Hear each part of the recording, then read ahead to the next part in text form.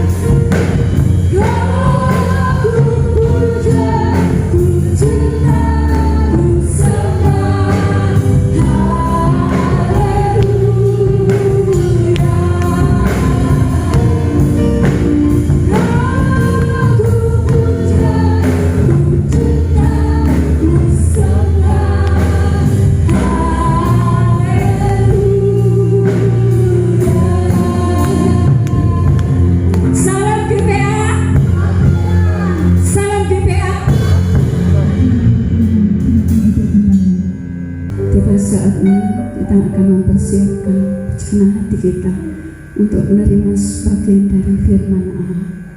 Firman-Nya menjadi kebenaran dalam setiap kehidupan kita. Setiap kehidupan yang saat ini datang dan percaya, maka kebenaran itu akan dinyatakan dalam setiap kehidupan kita. Dia Allah, Dia Tuhan, sebagai Imam besar yang saat ini berfirman dalam setiap kehidupan kita. Kita belajar untuk membuka batin kita, hati kita, menerima Dia sebagai Imam besar kita, sehingga kebenaran itu akan semakin kuat di dalam hidup kita, iman, pengharapan dan kasih kita.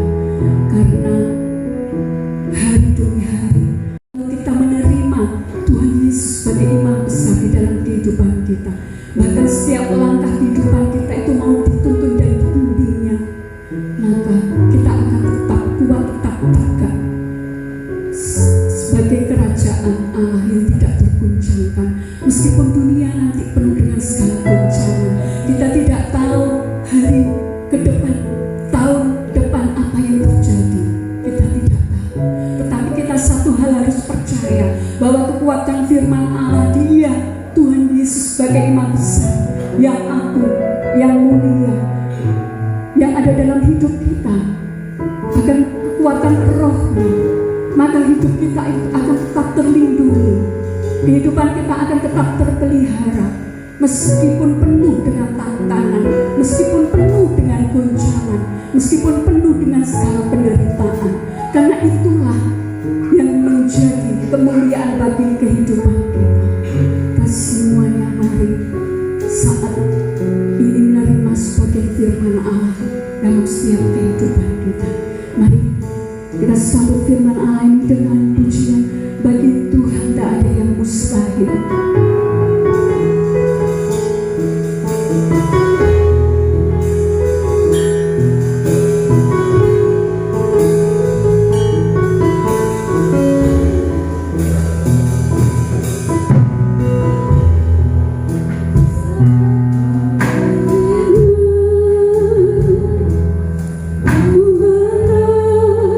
Saat kau berpindah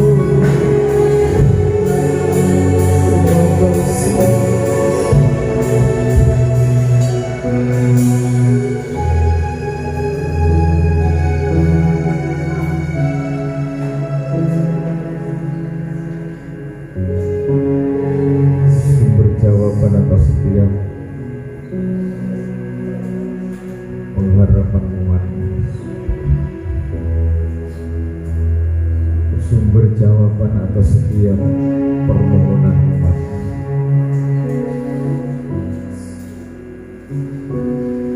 Sebab Engkau adalah sumber kehidupan.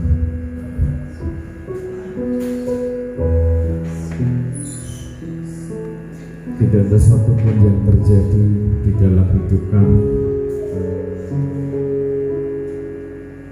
tanpa bantuan Tuhan. Tuhan sangat memahami, Tuhan sangat mengerti tentang apa yang sedang terjadi di dalam hidup kami.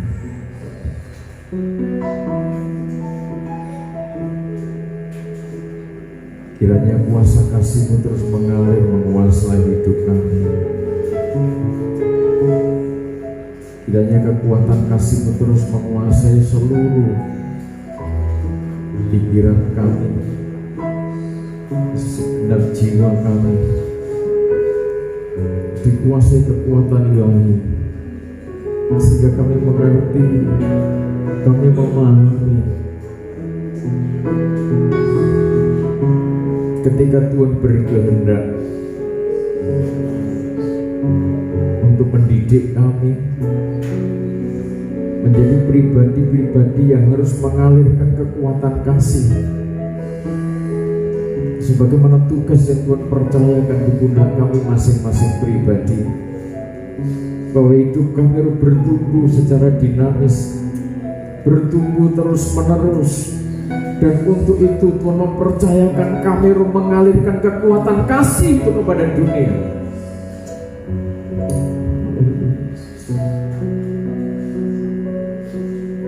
Manusia biasa tidak mungkin bisa mengalirkan kekuatan kasih ilahi, tetapi kami percaya, dan kami terus percaya, dan kami terus berharap ketika kekuatan ilahi itu mengalir dalam hidup kami, menguasai seluruh hidup kami percaya perkara besar terjadi di tengah-tengah umat. Haleluya Yesus.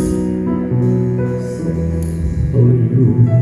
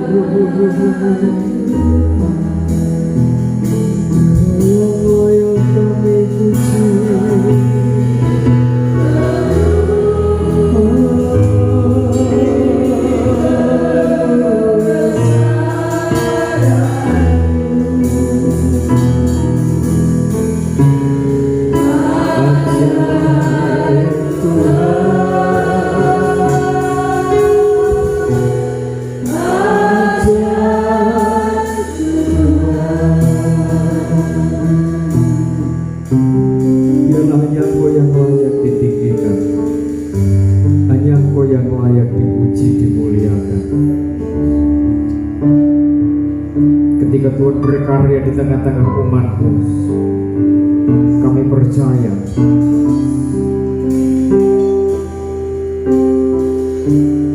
segala sesuatu yang ajaib, segala sesuatu yang dahsyat itu terjadi, segala sesuatu yang di luar kemampuan umat-Mu Tuhan kerjakan bagi kemuliaan umat-Mu. Layakan kami mendengarkan pengajaran firman-Mu, menerima pengajaran firman-Mu, dan kuatkan kami, tegakkan kami menjadi pelaksana dari kebenaran firman-Mu. Kuat kuasa di tempat maha tinggi mengerjakan masing-masing pribadi pada kesempatan pagi ini, di dalam nama Tuhan Yesus Kristus. Amin.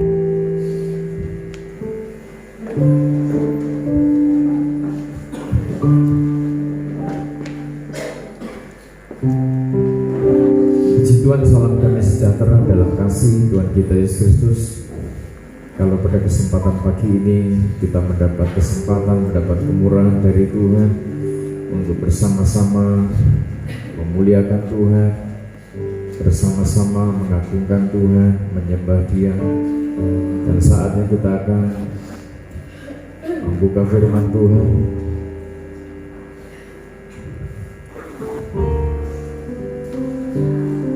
Kiranya kuat kuasa kebenaran firman Tuhan terus mengerjakan hidup kita, sebab kita sedang menyusuri perjalanan panjang. Kemana perjalanan kita? Menuju kesempurnaan marifat. Setahap demi setahap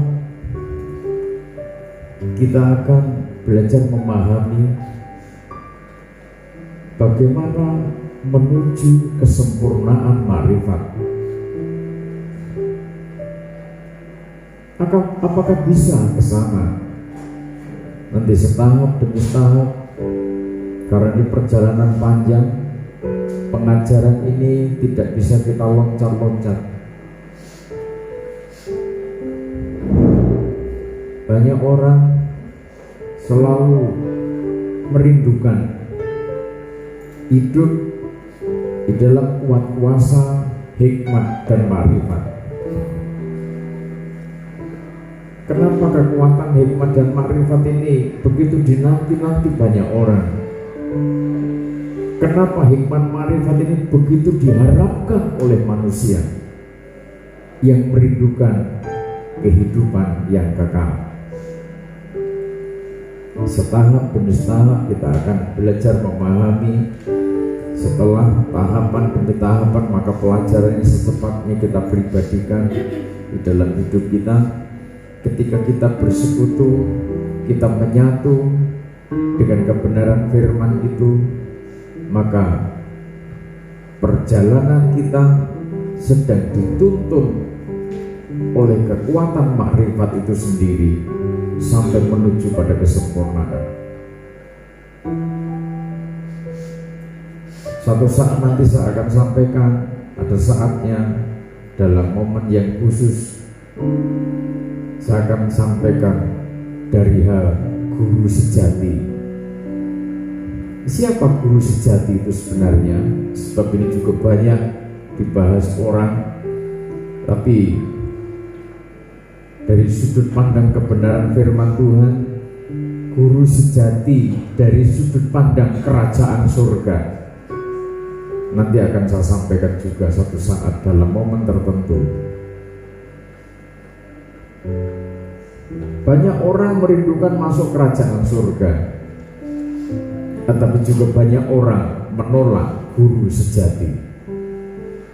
Nanti dalam momen tertentu saya persiapkan dan saya akan sampaikan dalam studi khusus. Nanti saudara boleh mengikuti secara berurutan. Setelah bagian multimedia nanti akan mempersiapkan segala sesuatunya. Saya akan persiapkan untuk kita memahami banyak hal dari hal kehidupan sesuai kehendak Tuhan. Markus pasal 12 ayat 30 dan 31. Kita baca Markus pasal 12 ayat 30 dan 31. Markus pasal 12 ayat 30 dan 31.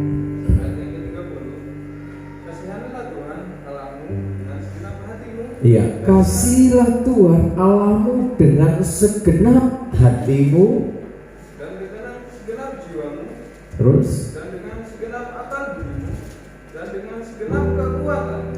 Dan hukum yang kedua ialah Kasihilah sesamamu manusia seperti dirimu sendiri. tidak ada hukum lain yang lebih utama daripada kedua hukum ini. Jadi kita akan belajar memahami setahap demi setahap, memahami makna mengasihi Tuhan. Bagaimana mengasihi Tuhan? Aturannya mengasihi Tuhan dengan segenap hati. Ada kata kasih, ada segenap hati. Tuhan menjadi fokus yang harus kita kasihi. Bukan berarti Tuhan minta dibelas kasihani, bukan. Yohanes pasal 14 katakan, barang siapa mengasihi aku, dia menuruti perintah-perintah.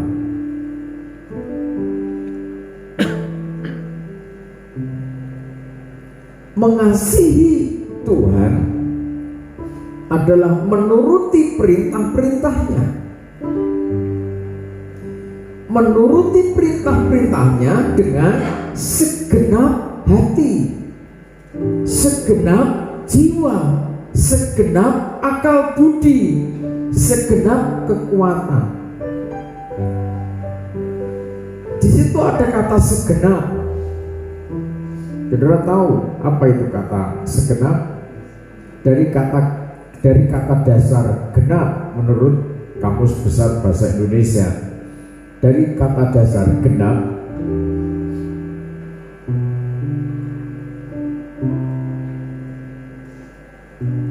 segenap mengandung arti seluruh all, whole,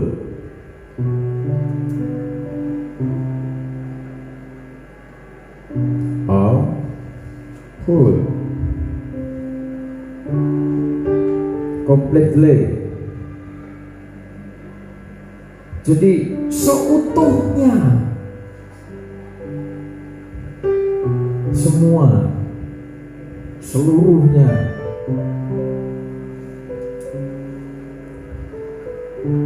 Dari kata aslinya holos, nah, dibaca tidak diputus holos, tapi tidak bisa bacanya harus diputus holos. Itu artinya all, whole, completely. Segenap hati, whole us, seluruh, semua,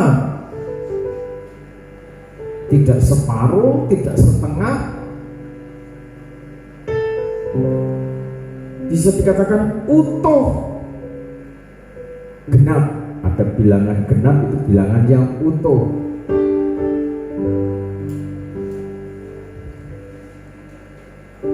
Mengasihi Tuhan dengan segenap hati, seutuhnya, mengasihi Tuhan seutuhnya. Ada yang mengatakan, kita harus all out. Apa itu all out? Apa all out? All itu semua. Artinya mengeluarkan semua kekuatan harus kita keluarkan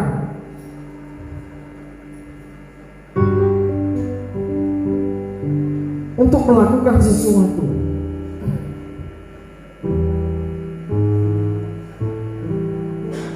Jadi kita harus punya pola pikir yang baru dan semakin dibaharui. Kalau berbicara untuk firman, kalau berbicara untuk misi pelayanan, maka kita harus all out.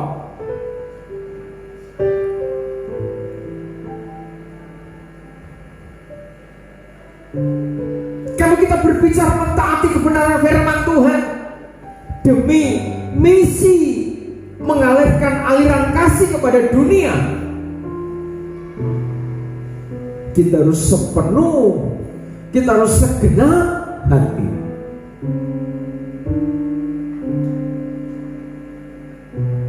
Kita belajar bertindak melayani Tuhan harus segenap hati, seutuhnya, semua kekuatan yang ada pada kita. Ketika saudara memuliakan Tuhan, ketika saudara melayani di bidang apapun juga, kerjakan semua all out, semua kekuatan dari jiwa, dari hati, dari akal pikiran, dari kekuatan fisik, menjadi suatu kolaborasi yang utuh untuk kita melayani Tuhan seutuhnya.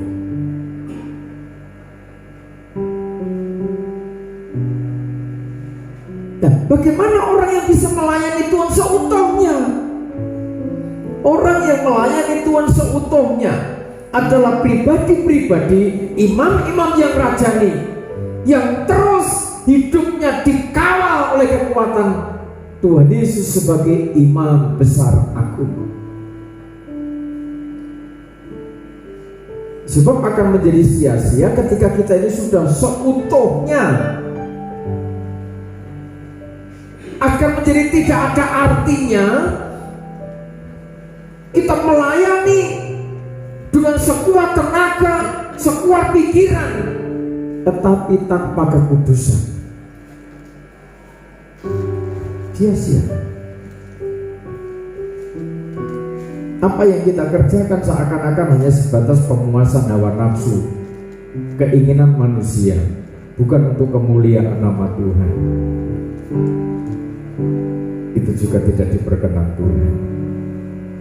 Ketika kita dipakai Tuhan, ketika masing-masing pribadi melayani Tuhan sesuai bidangnya masing-masing, biarlah Tuhan yang mengangkat saudara di dalam kemuliaan.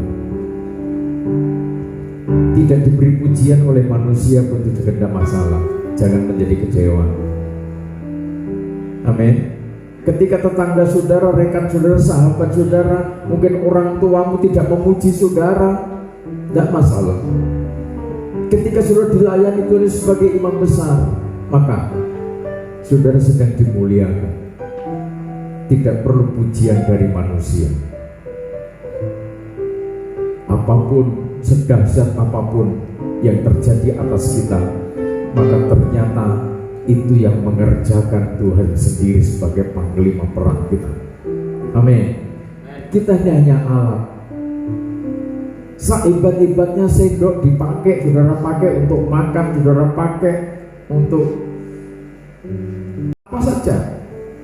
Sak bagus-bagusnya, sak mahal-mahalnya sendok yang saudara pakai di tempat masing-masing, sendok akan tidak ada artinya, tidak bermakna apa-apa ketika tidak dipegang, tidak dimanfaatkan oleh seseorang, yaitu pemiliknya.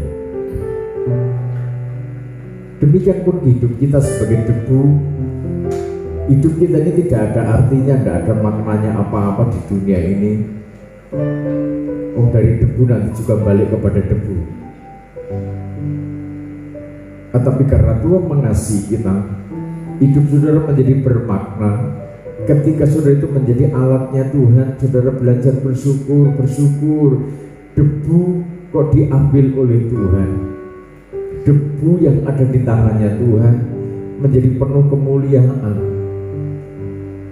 Debu itu diisi dengan kemuliaan, dibentuk kembali, dihembuskan lagi napas kehidupan di dalamnya, sehingga dinamika spiritual saudara semakin dinamis, bertumbuh ke arah kesempurnaan makrifat.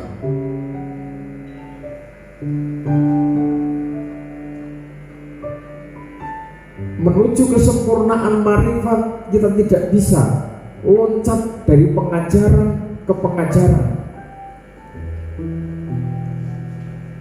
Untuk menuju kesempurnaan makrifat sudah ada pola dari kerajaan surga yang harus kita ikuti tahapan-tahapan itu. Jadi betapa damainya dunia ini kalau ditempati oleh orang-orang yang hidup dalam pola kerajaan surga. Betapa damainya hidup saudara, betapa damainya keluarga saudara kalau di tengah-tengah keluarga itu ada orang-orang yang ditempati oleh kekuatan hikmat dan makrifat itu.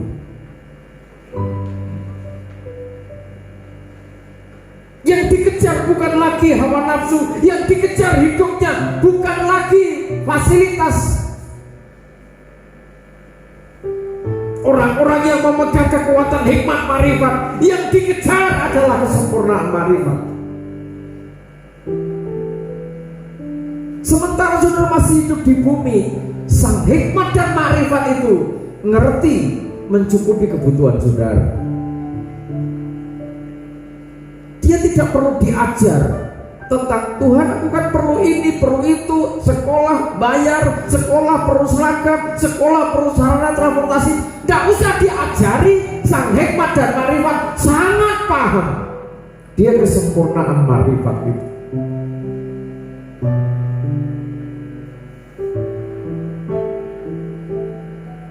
Sebab setiap pribadi yang hidup dalam kekuatan hikmat dan makrifat,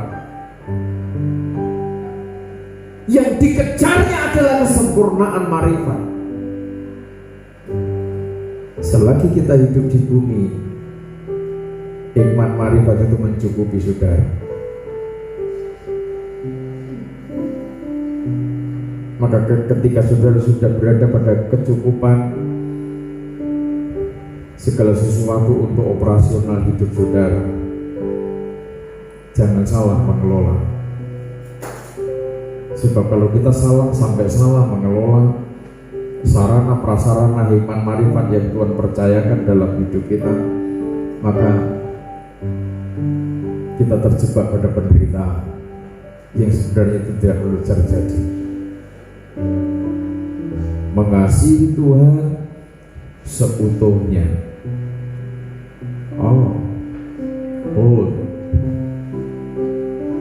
completely.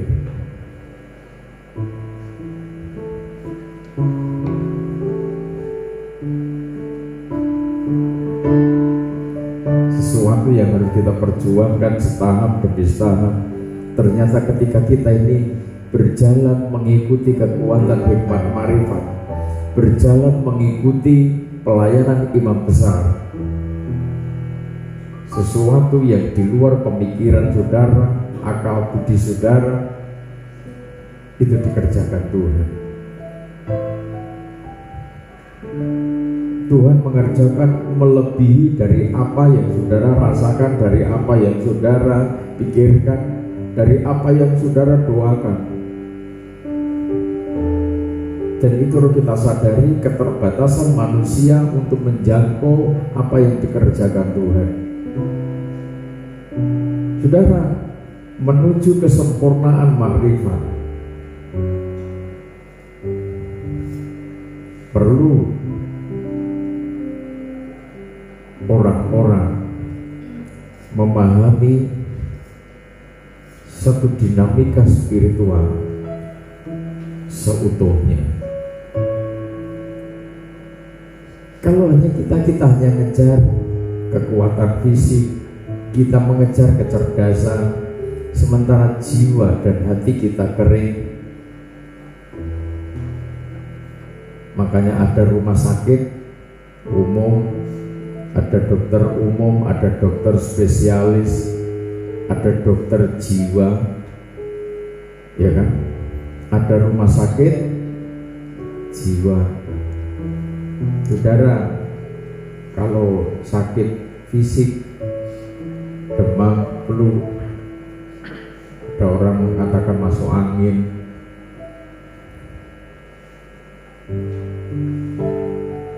sakit perut, lambung, dan lain sebagainya, itu tidak bisa langsung dimasukkan ke rumah sakit jiwa. Masing-masing penyakit itu ada latar belakangnya, perjalanan panjang. Itu kalau menurut ilmu kedokteran kan begitu. Hati, jiwa, akal, budi, dan kekuatan adalah satu kesatuan yang utuh, tidak bisa dipisah-pisah. Kadang hati berkehendak, tetapi ketika mata badani melihat, maka kehendak hati terkubur jika merasa bersalah. Hati dan jiwa menyatu, bergelora bagaimana melayani Tuhan dengan sepenuh hati, dengan segenap hati, dengan seutuhnya melayani Tuhan. Tetapi ketika akal saudara berpikir, akal saudara terus bergerak dinamis, dipikir, dianalisa terus,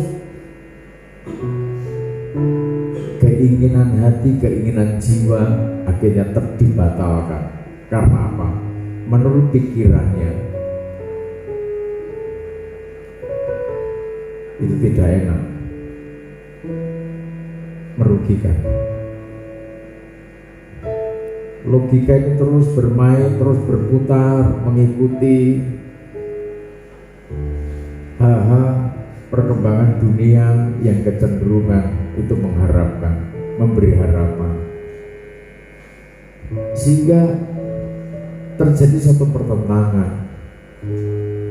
Maksud hati pengennya sungguh-sungguh, pengennya segenap hati, sepenuhnya all out melayani Tuhan. Tapi dipikir-pikir, aku dewi yang perlu, kan? Kan gitu. Pikiran manusia itu kan terus berkembang. Gimana?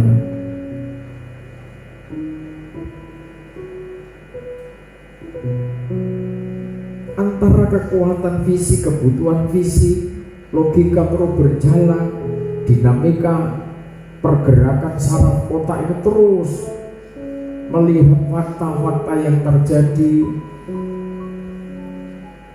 Ini harus bagaimana? Perkembangan zaman sedemikian cepat, pergerakan teknologis sedemikian cepat, pola pikir terus berkembang, tetapi hati dan jiwa semakin tertindas. Kenyataannya banyak orang yang menjadi stres. Kenyataannya banyak orang yang menjadi depresi.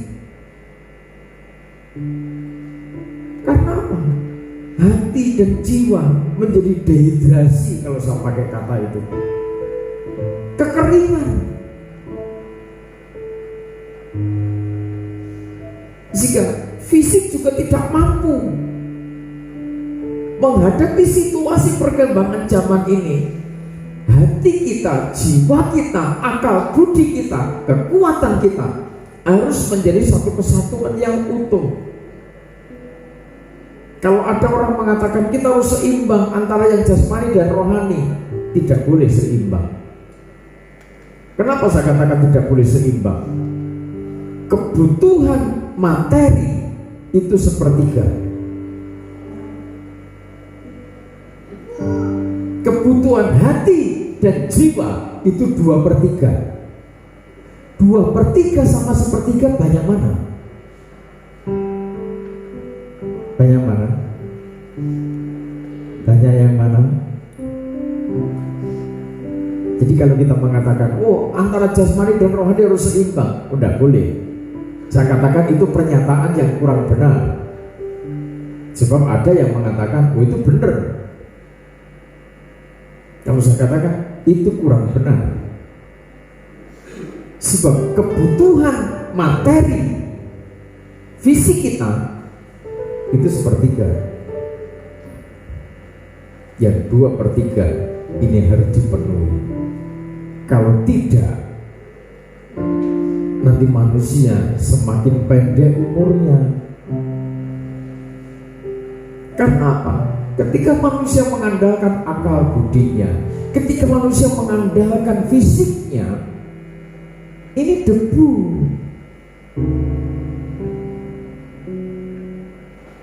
Kalau kemuliaan, harta mulia itu diambil dari debu, maka debu seutuhnya tidak ada maknanya, tidak ada artinya.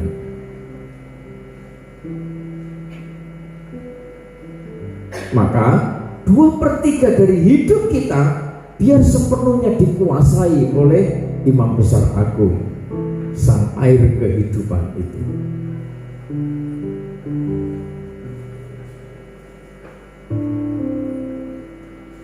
Saudara tidak usah ragu-ragu kalau saya berbicara tentang air kehidupan, kalau saya berbicara tentang sungai kehidupan, tidak usah ragu-ragu.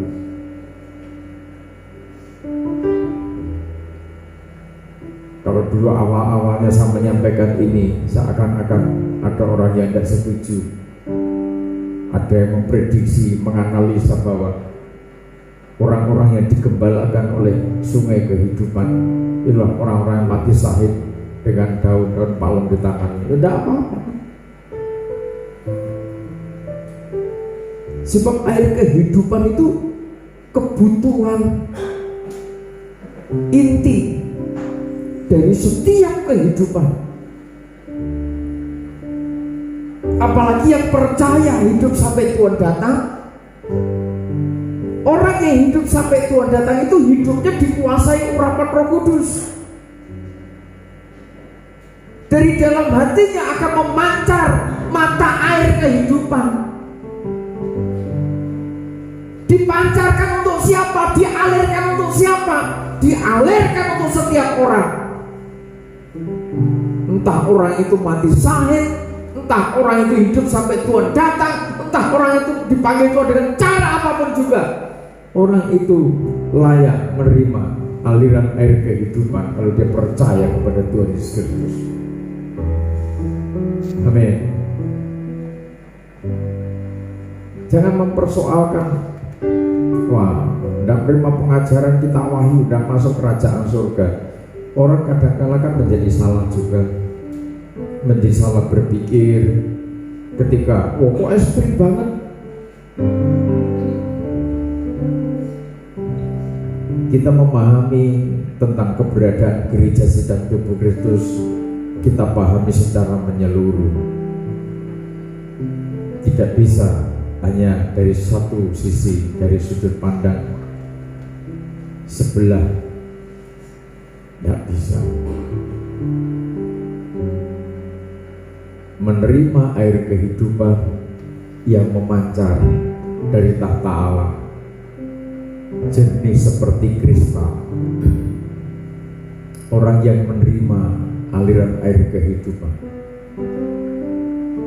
akan dibawa masuk, menyusuri perjalanan panjang sampai kepada titik kesempurnaan marifat.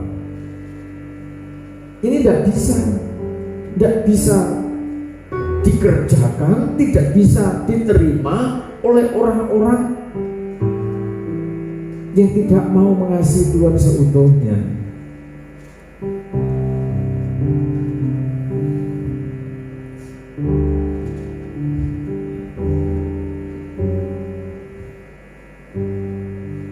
Kita kembali membaca 1 Korintus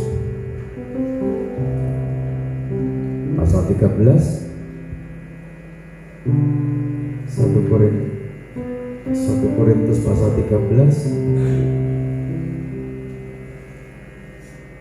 Dibaca mulai ayat pertama.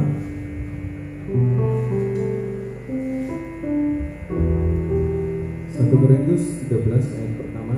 Kasih, sekalipun aku dapat berkata-kata dengan semua bahasa manusia dan bahasa malaikat, tetapi jika aku tidak mempunyai kasih, aku sama dengan gong yang berkumandang dan canang yang gemerincing.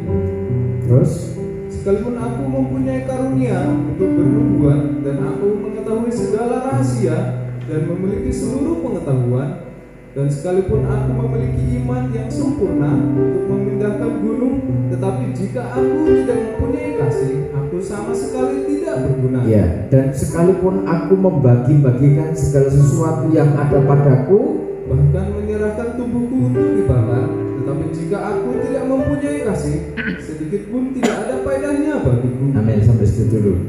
Saudara, kita ditugasi oleh Tuhan untuk mengalirkan kasih. Maka kita harus memahami apa itu kasih.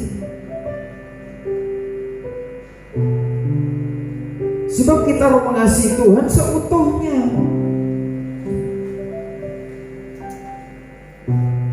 Kita harus melayani Tuhan seutuhnya, dengan segenap hati.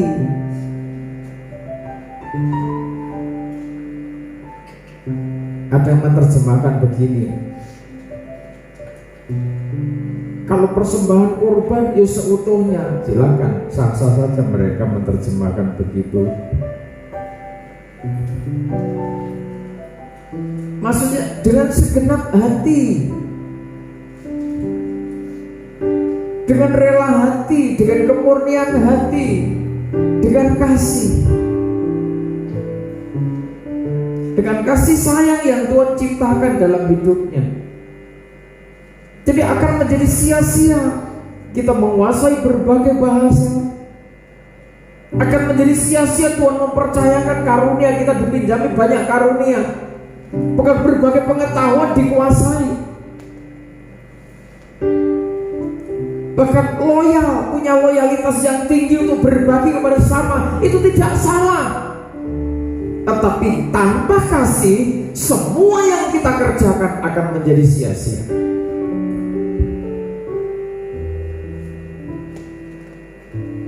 Supaya apa yang kita kerjakan itu tidak menjadi sia-sia. Mungkin pandangan umum katakan, wah suka beramal kepada siapapun, tidak pandang status sosial, tidak pandang keyakinannya apa, sudah punya loyalitas yang tinggi. Itu tidak salah. Tapi saudara tentunya pasti berbahagia, ikut bersuka cita ketika apa yang saudara kerjakan itu menjadi berkat. Saudara memberkati orang, orang itu terberkati dan saudara sendiri juga terberkati, kan gitu kan. Artinya apa yang kita kerjakan itu diperkenan Tuhan. Kadang-kadang kita melakukan sesuatu dan di balik itu kita mau mengambil sesuatu dari Tuhan. Kita melakukan sesuatu kepada orang lain, kepada sesama, tidak salah. Tetapi kalau di balik itu semua kita mau mengambil apa yang menjadi haknya Tuhan, itu sudah menjadi kesalahan. Ini menyangkut persoalan batin. Makanya hidup di dalam kasih, dikatakan ayat yang keempat, supaya hidup kita berfaedah, apa yang kita kerjakan menjadi berfaedah. Kasih itu sabar, terus Kasih itu murah hati, ya, ia tidak cemburu, ia tidak memegahkan diri dan tidak sombong. Ia tidak melakukan yang tidak sopan dan tidak mencari keuntungan diri sendiri. ia tidak pemarah dan tidak menyimpan kesalahan orang lain. Ia tidak bersuka cita karena ketidakadilan, dan tetapi ia bersuka cita karena kebenaran. Ia menutupi segala sesuatu, Percaya segala sesuatu, mengharapkan segala sesuatu. sabar menanggung segala sesuatu. Kasih tidak berkesudahan, Nubuat akan berakhir, bahasa roh akan berhenti, pengetahuan akan lenyap. Sebab pengetahuan kita tidak lengkap, Ya. dan nubuat kita tidak sempurna. ya terus Tetapi jika yang sempurna tiba, maka yang tidak sempurna itu akan lenyap. sampai situ dulu. Menuju kesempurnaan makrifat, kita diajar oleh Tuhan, dituntun oleh Tuhan. Jalannya adalah jalan kasih. Kasih itu yang bagaimana? Kasih itu pertama sabar.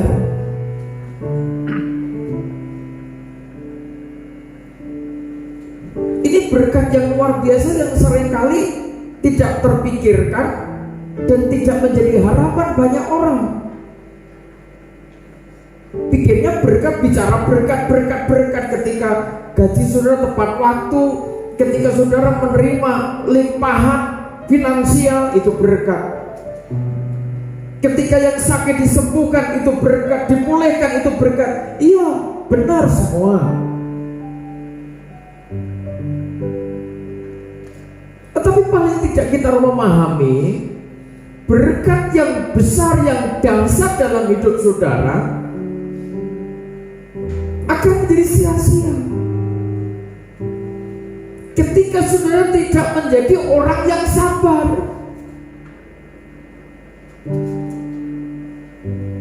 Saudara dilimpahi, diizinkan Tuhan limpah dengan materi. Ibarat tidak pernah sakit juga, bekerja keras, terus tidak pernah berhenti, bekerja. Oke. Dengan kekuatan fisikmu, dengan akalmu, ketika saudara tidak bisa menjadi orang yang sabar,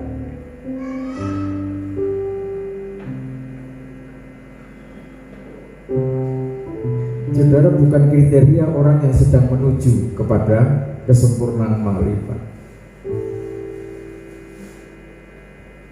Saudara yang dipilih Tuhan untuk mengalirkan kekuatan kasih dari Tuhan adalah orang yang betul-betul terdidik untuk memiliki agapos, agape, kasih ilahi itu. Ketika saudara memiliki kasih itu, orang lain belum bisa menerima dari apa yang saudara kerjakan. Pertama kali yang saudara rasakan adalah lingkungan kecil saudara. Ketika saudara menjadi suami, Suamiku ini menerima aliran air kehidupan atau belum? Istriku ini sudah menerima aliran air kehidupan atau belum?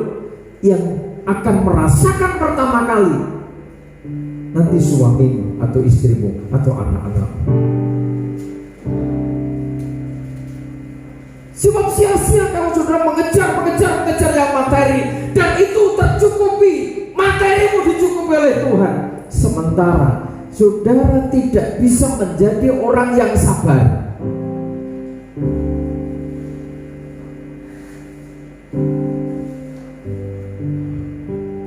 Kasih itu sabar. Amin. Amin. Kenapa seringkali kita mendengar banyak pernikahan, apalagi di tengah-tengah kesulitan, dengan alasan ekonomi, maka perceraian terjadi di sana sini. Ekonomi menjadi latar belakang yang dipersalahkan. Dengan kata lain, suami atau istri tidak cakap mencari materi. Itu menjadi alasan, menjadi latar belakang terjadinya perceraian. Dan itu banyak terjadi akhir-akhir ini. Sejak tahun lalu pandemi berlangsung 3 bulan, saat start pandemi COVID-19, maka angka perceraian melejit semakin tinggi dengan alasan kesulitan hidup. Di Indonesia ini orang menjadi aneh berpikir. Orang mengatakan sulit. Sekarang itu rata-rata penduduk Indonesia rata-rata sudah punya kendaraan sepeda motor. Minimal 1 dalam satu keluarga. Ada yang punya 4, ada yang punya 5. Masing-masing punya. Suaminya punya, istrinya punya, anak-anaknya punya.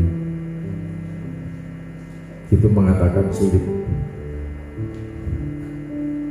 Sepeda motor tren yang baru sekarang lebih gede-gede dengan cc yang gede, dengan harga yang mahal juga, mereka juga mampu membeli.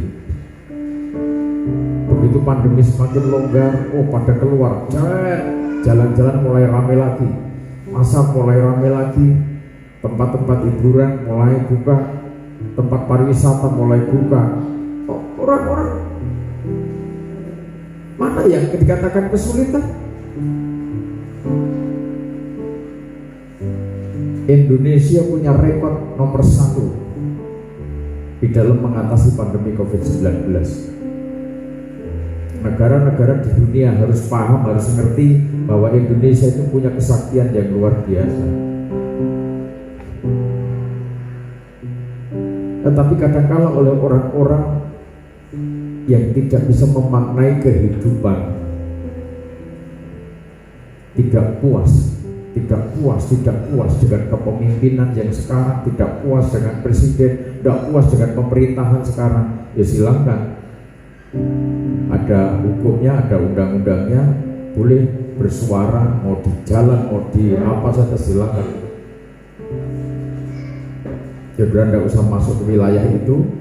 Mari kita akan bawa perjalanan hidup kita, perjalanan yang penuh kedamaian, sehingga ketika keluarga saudara menjadi keluarga yang damai, keluarga yang tenang, keluarga yang betul-betul penuh sukacita dari Tuhan, maka tugas dari Tuhan untuk saudara mengalirkan aliran air kehidupan menjadi berkat bagi banyak orang, itu sudah saudara kerjakan.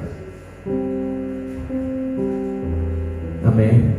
Saya dididik bagaimana harus bersabar dalam kondisi apapun juga. Saudara jemaat di tempat ini tahu bagaimana ketika ibu gembala saudara sakit.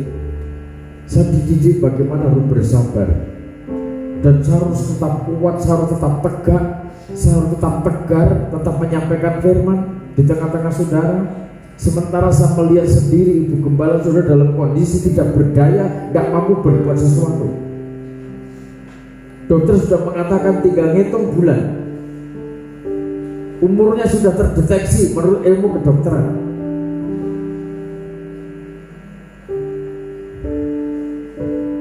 Ketika parah-parahnya saya tidak bisa keluar, tidak mau banyak keluar dari kamar. Saya belajar diam, mohon petunjuk Tuhan. Apa yang harus saya kerjakan? Apa maksudnya Tuhan dari semua ini?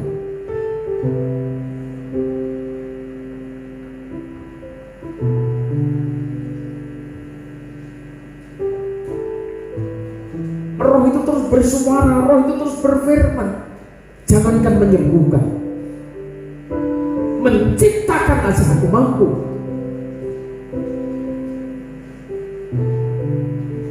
Hambaku bersabarlah,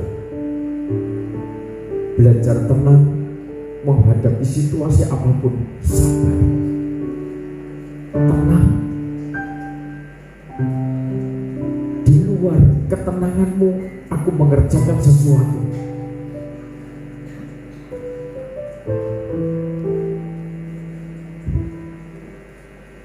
Saatnya pelayanan, saatnya pelayanan di depan saudara.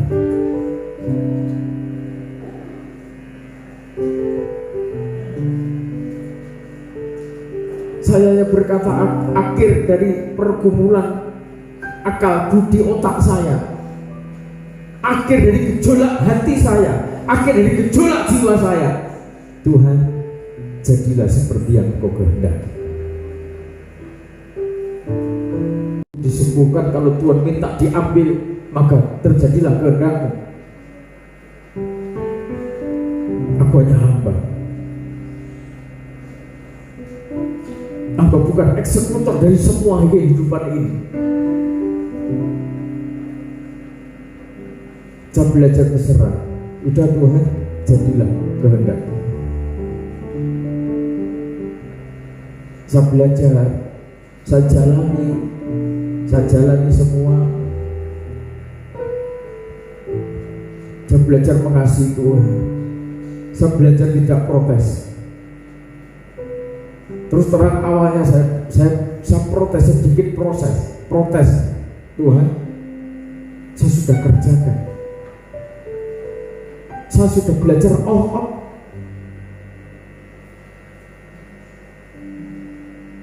Apa yang jadi hak saya, hidup saya all out untuk Tuhan. Saya siap menderita bagi kemuliaan umat-Mu. Apakah dengan seperti ini supaya saya tambah menderita? Awalnya saya begitu. Gejolak akal budi saya, otak saya, jiwa saya, hati saya berkecampur, campur aduk tidak karuan rasanya. Tetapi lama kelamaan Tuhan mau kalimat-kalimat hati, jiwa, pikiran tidak boleh seperti itu.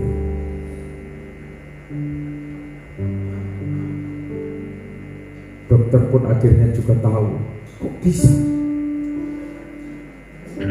begini.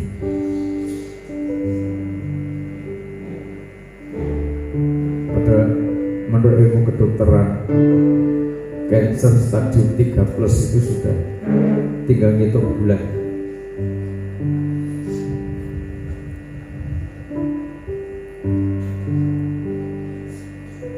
Saya dididik sabar.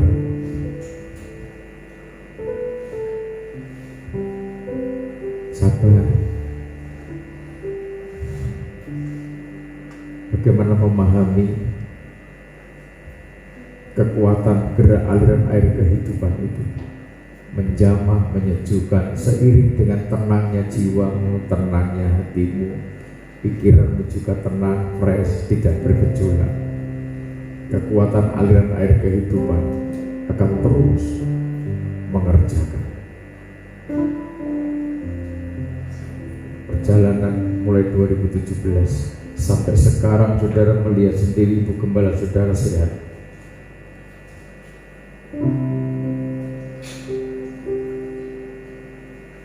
Ketika dalam proses sakit berat-beratnya pesan makam, minta dimakamkan di area Mastori, ya itu gejolak.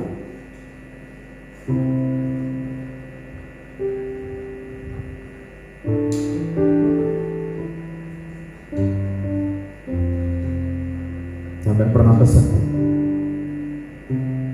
Pernah pesen? Yang dipanggil Tuhan, tapi kan masih muda, masih pantas kalau mau nikah lagi. Iya, orang ada. Nanti kalau nikah, cari pasangan yang bisa memahami orang banyak, bisa menerima anak buahmu dipastori. Saya tambah marahnya karena apa? Pikirnya enak, sudah proses untuk menenangkan pikiran, jiwa dan hati menjadi satu kolaborasi yang tenang, tidak bingung, tidak resah, tetapi tetap tampil, bisa meneguhkan saudara sekalipun hati saya seakan hancur, kan begitu kan? Nggak semudah itu sih. Tapi jangan berpikir macam-macam ya kata. Sudah fokus saja berserah pada kekuatan Tuhan. Saya hanya bisa berdoa.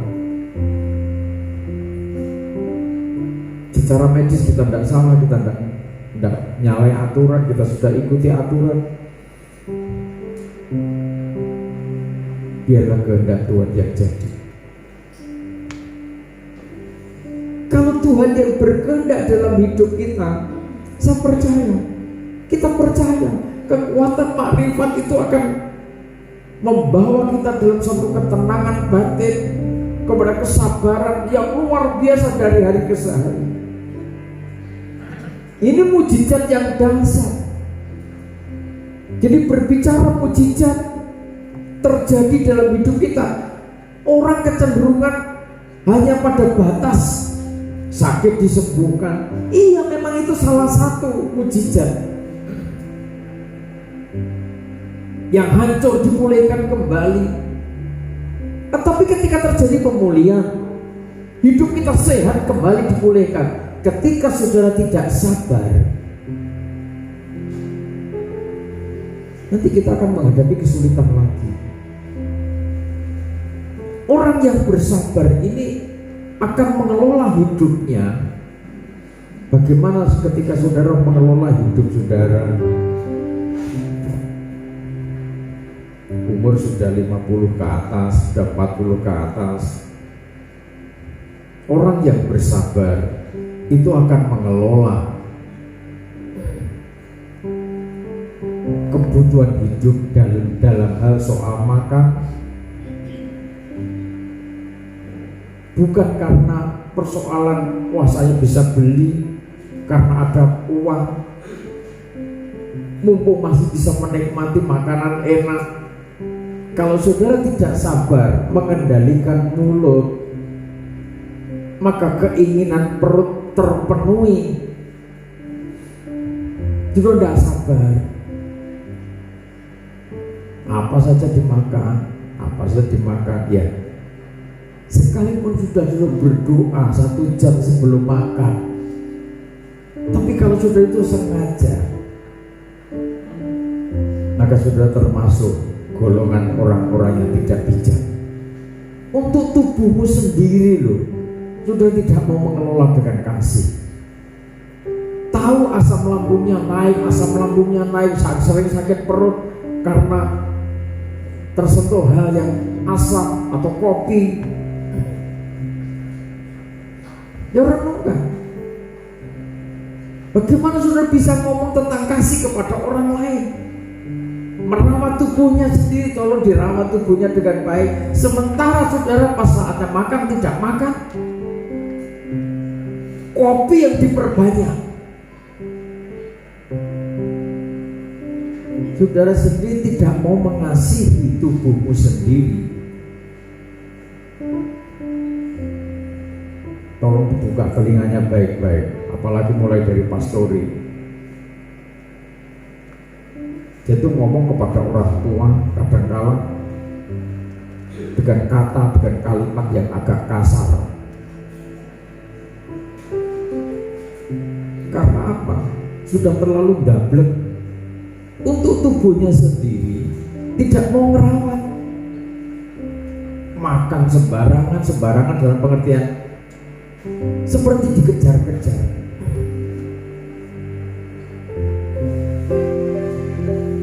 menyibukkan sendiri dengan aktivitas ini dan itu. Saatnya makan tidak makan. Tetapi jago ngopi. Mau ngomong kasih kepada anakmu,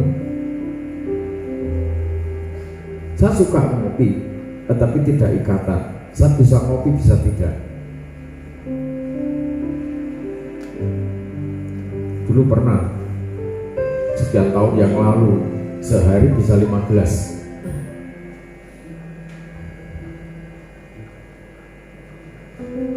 Stok masih banyak, kadang jemaat ngirimi. Tujuannya biar gembalanya banyak melek, harus sikap tembak kopi terus ben melek sembahyang terus. Jemaah nanti kalau ngirim ini kopi terus. Jarang kan ngirim buah gitu. Kopi gitu. Tahu kalau gembalanya biar bertahan sembahyang, padahal ngombe kopi, padahal ngombe kopi, dipanjat dari penjaga umat gitu. Saya akui pernah sehari bisa 5 kali ngopi saya, pernah. Tapi sekarang ya kadang 1 gelas, berdua, kadang malah tidak mesti. Kadang saya pagi dibuatkan teh saja, kadang saya minum, kadang tidak.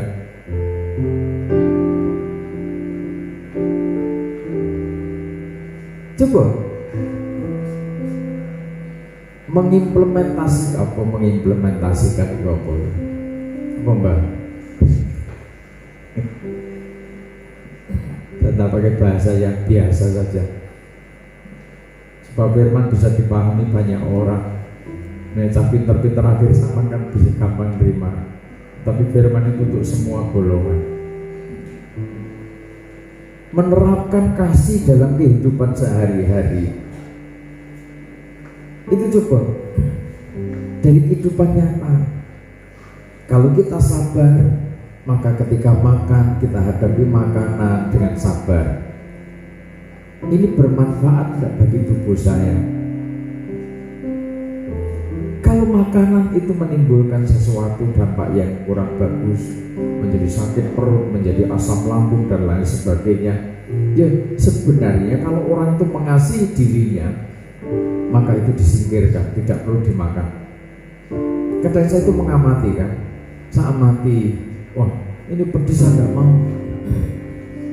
sambal pedes tidak mau, sambal tempe pedes tidak mau, oseng-oseng kangkung, tumis kangkung pedes tidak mau, tumis bayam pedes tidak mau. Tak amati terus perjalanan umat manusia itu di bumi. Ketika rica mentok, rica ayam, rica mesti pedes, betul? Nah rica dan tidak pedes itu bukan rica namanya. Dan ketika menghadapi rica, wah puji Tuhan, berkatnya luar biasa. Diambilnya rica itu sesuai bagiannya masing-masing dan masuk juga. Oh ternyata pola pikir manusia mendominasi hidupnya, jiwa dan hatinya tertekan. Dari dalam hati sudah berbicara, itu nanti menyakitkan perutmu, membuat lambungmu sakit. Tapi pikirannya dan matanya kan melihat, oh ini rasa bedino ya. Alasannya kan tidak tiap hari. Kalau tiap hari ditembak, dicari-cari, kira-kira apa mau? Mengasihi tubuhnya sendiri itu bagian dari kehidupan orang yang sabar, yang mengasihi. Coba kita belajar masing-masing memahami kehendaknya Tuhan. Setahap demi setahap kita pelajari, kita kerjakan dalam hidup kita. Bagaimana kita bisa bertindak sabar dengan anak-anak. Sudah berulang kali kita kasih pengertian, berulang kali kita kasih petunjuk, berulang kali kita kasih didikan, tetapi jangan berhenti mendidik, membimbing anak-anak. Amin. Sabar. Anak-anak sekarang itu sebenarnya cerdas-cerdas, saudara. Iya kan? Anak-anak milenial itu anak-anak yang cerdas dalam hal-hal tertentu.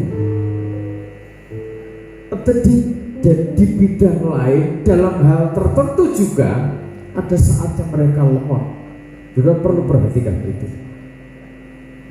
Dan kalau itu menjadi kelemahannya, tolong secara fokus, sebab kita tidak mau memiliki keturunan anak cucu kita menjadi generasi yang lemah.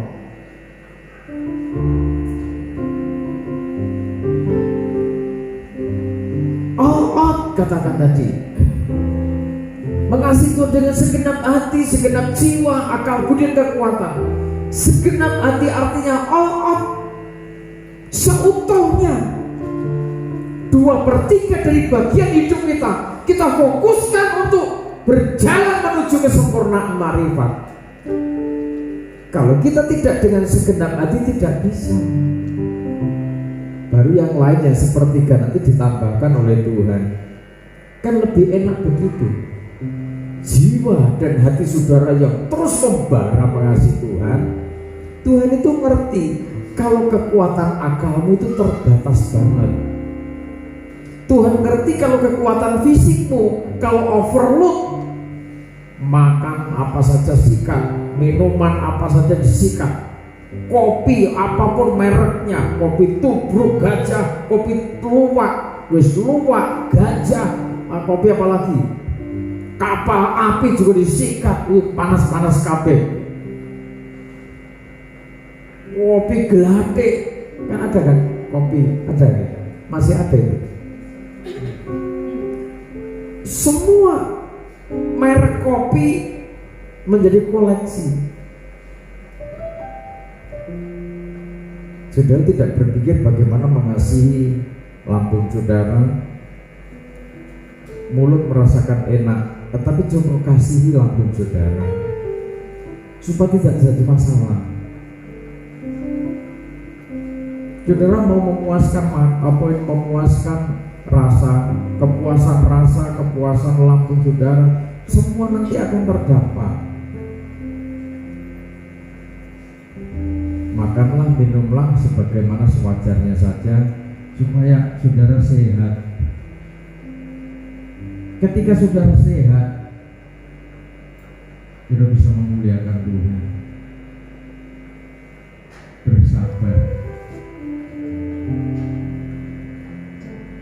Kalau kita tidak sabar, kita salah nanti. Menghadapi apa saja kita menjadi sabar.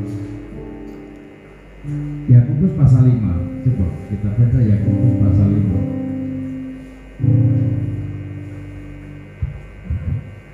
Yakobus pasal 5 mulai ayat 7. Bersabar dalam penderitaan. Yakobus pasal 5 mulai ayat 7. Ayat 7.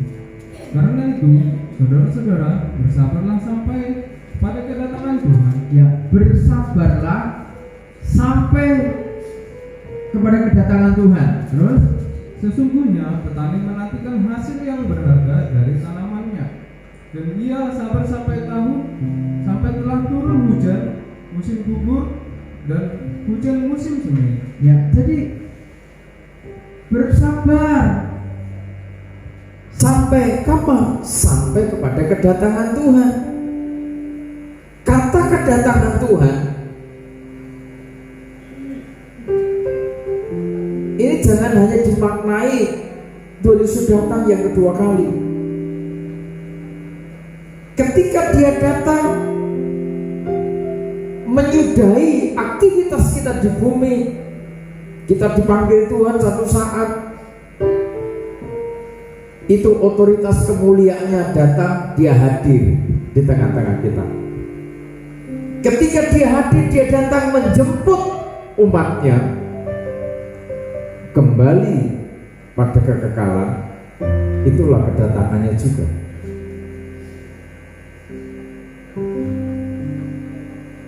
Di digambarkan seorang petani menantikan hasil yang berharga dari tanahnya, dinantikan dengan sabar. Ayat yang ke-8, kamu juga harus bersabar dan harus meneguhkan hatimu, dikatakan terus, karena kedatangan Tuhan sudah dekat. ya, menantikan kedatangannya diperlukan kesabaran, diperlukan keteguhan hati. Terus, saudara-saudara, janganlah kamu bersungut-sungut dan saling mempersalahkan, supaya kamu jangan dihukum. ya. Sesungguhnya hakim telah berdiri di ambang pintu. Jadi segala aktivitas dinamika spiritual kita ke depan tentunya diperlukan sebuah kesabaran. Kehidupan kita ini selalu menghadapi misteri. Kadang hal-hal yang di luar pemikiran kita, di luar rancangan kita terjadi. Ketika kita mengurai, kita menghadapi semuanya itu dengan sabar, dengan teguh hati. Jangan bersungut-sungut, jangan saling mempersalahkan satu sama lain. Kalau kita tidak sabar menghadapi situasi apapun, kadang-kala kita malah mempersalahkan. Ketika kita mempersalahkan satu sama lain, kita punya tim kecil di tengah-tengah keluarga kita, cobalah kita masing-masing membangun sinergi yang baik. Kalau kita sadari bahwa keluarga kita ini adalah bagian satu kesatuan utuh, maka ketika sesuatu terjadi, maka kita menghadapi bersama. Ini kesalahan kita bersama. Sebab satu anggota bagian keluarga kita adalah tidak lepas dari tim kecil dari rumah tangga kita. Bagaimana selanjutnya? Ya kita bangun supaya tidak lagi membuka peluang. Semua kalian itu tim kita. Tim kecil ini akan solid ketika kamu tidak buka peluang. Kegagalanmu agar kegagalan kita bersama dalam tim itu. Jadi tidak cukup kita mempersalahkan, menghakimi, supaya tidak menimbulkan masalah baru. Sadar kalau ada peluang dari pribadi demi pribadi dari anggota tim kecil itu, ya saudara juga harus punya kerendahan hati untuk minta ampun. Kalau masing-masing pribadi punya kelembutan hati, punya kesabaran, ya aku yang salah mama. Mama bilang, enggak dek, aku yang salah. Saya lalai tidak mendidik kamu, tidak mengingatkan kamu. Suami hadir, saya salah sebagai sumber pengajaran. Saya tidak terlalu fokus memperhatikan kalian. Dari situ nanti akan terjadi sinergi, kekuatan yang utuh, menjadi tim yang solid di tengah-tengah keluarga. Orang lain mempersalahkan silakan, tetapi kalau tim solid, tim kecil itu semakin eksis, memiliki keteguhan hati, saling bersabar satu sama lain. Tidak ada artinya ketika saudara sebagai suami, sebagai istri seakan mau terbang secepat-cepatnya, lari secepat-cepatnya, tetapi yang saudara ajak lari tidak mampu, tidak bisa. Ketika saudara mau gendong mereka, terlalu besar kekuatan energi yang terbuang. Ada saatnya digendong anggota tim itu, tetapi ada saatnya dilatih untuk lari. Ketika belum bisa lari, bisanya jalan, maka kita harus membangun sinergi. Oh iya, kita dituntut sebagai seorang pemimpin kecil di tengah-tengah rumah tangga, belajar bersabar. Tidak ada artinya aku melejit kalau mereka tidak bertumbuh. Sebab seperginya aku suatu saat, maka yang aku tinggal tidak mampu berbuat sesuatu. Apa artinya hidup saudara? Di tempat maha tinggi saudara melihat ke bawah, anak tidak bisa melakukan apa-apa. Sudah tidak mampu berbuat sesuatu. Kasih karunia ketika anak cucumu bisa mendengar firman seorang hamba Tuhan. Tetapi kalau pengaruhnya dunia terlalu kuat, pemberontakan jiwa dan hatinya terlalu kuat, tidak ada sesuatu yang bisa kita kerjakan dari jauh sana. Sekarang mumpung kita ini masih bersama-sama mereka, seakan pedih ketika kita menggelontorkan aliran air kehidupan. Kadang membuat mereka sedih dengan apa yang mereka kerjakan.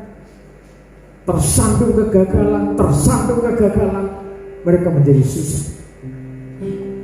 Saatnya sudah gelontorkan terus kekuatan aliran air kehidupan, aliran kasih.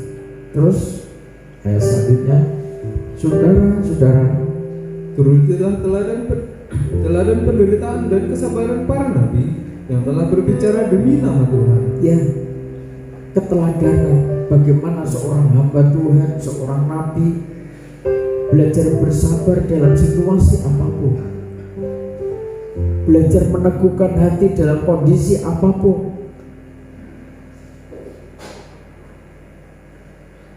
Alkitab kita mencatat sejarah lama.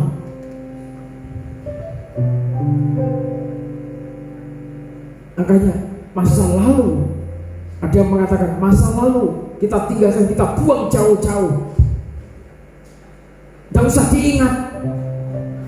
Bener apa enggak? Bener apa enggak? Masa lalu ini adalah masa lalu, tercatat di sini. Masa lalu simpanlah di perpustakaan.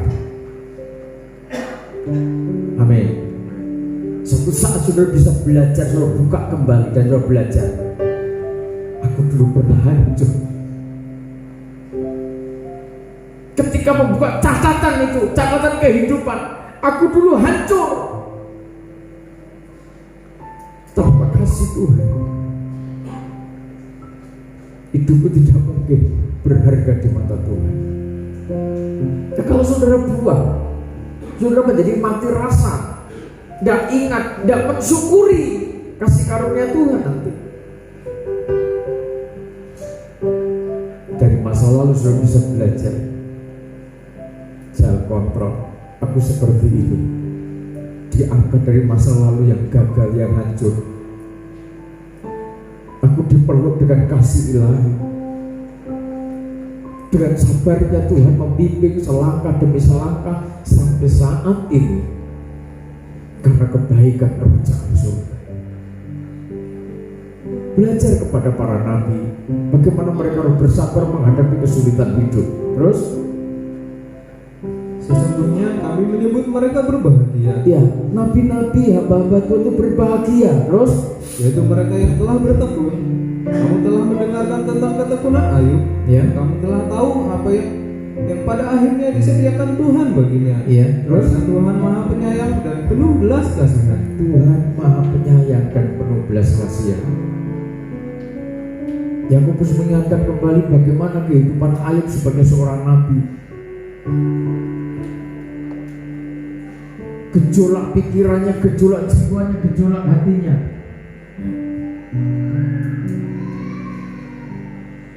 Kenapa Tuhan izinkan hal terjadi?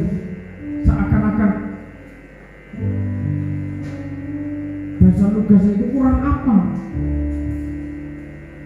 Tuhan mengakui Ayub itu orang yang saleh pada zaman. Tuhan izinkan usahanya hancur. Anak-anaknya tidak ada yang takut kepada Tuhan. Ditambah istrinya sendiri, orang yang paling dekat dengan Ayub, juga mengkhianati kasihnya. Tambah parah lagi, sakit penyakit menyerang Ayub.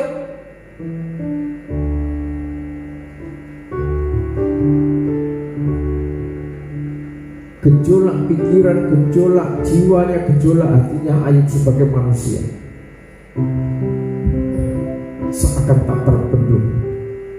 tidak ada sahabat pun yang mampu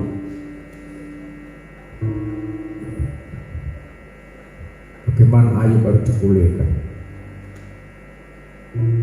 Tetapi ketika Tuhan berbicara, ketika hatinya, ketika jiwanya dikuasai oleh kekuatan surgawi, Ayub kembali menata hidupnya, menata pikirannya, menata jiwanya, menata hatinya.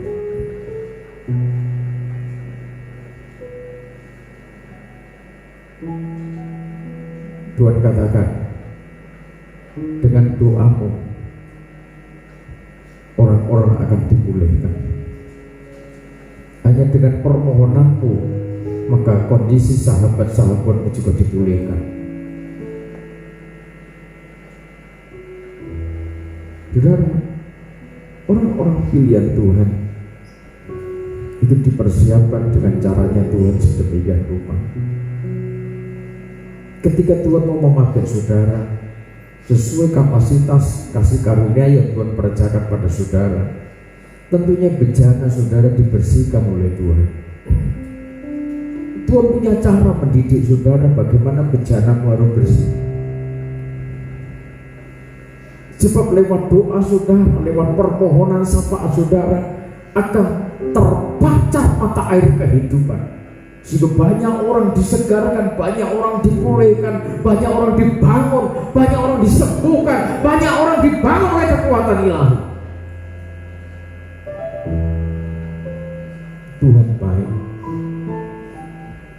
Jangan punya pandangan yang salah, jangan berkata salah tentang apa yang terjadi dalam hidup saudara. Tuhan sudah mengajari kita bagaimana kita harus berdoa, bagaimana kita harus bersyukur. Responi semua yang terjadi dengan ucapan syukur. Responi semua yang terjadi dari hidup saudara, dalam hidup saudara, bahwa di atas semuanya itu Tuhan tidak lepas tangan. Sadari bahwa Tuhan selalu campur tangan dalam setiap persoalan saudara. Tuhan sedang mendidik saudara, dipersiapkannya saudara menuju pada kesempurnaan marifat. Bapa yang baik, Bapa yang penuh kasih, tidak pernah melepaskan saudara. Dia tidak pernah terlambat menolong saudara. Dia yang layak dipuji, dia yang layak ditinggikan. Apapun persoalan saudara yang di tempat ini, di ruangan ini, maupun di luar sana yang mengikuti live streaming, Tuhan sangat baik, Tuhan sangat mengasihi saudara.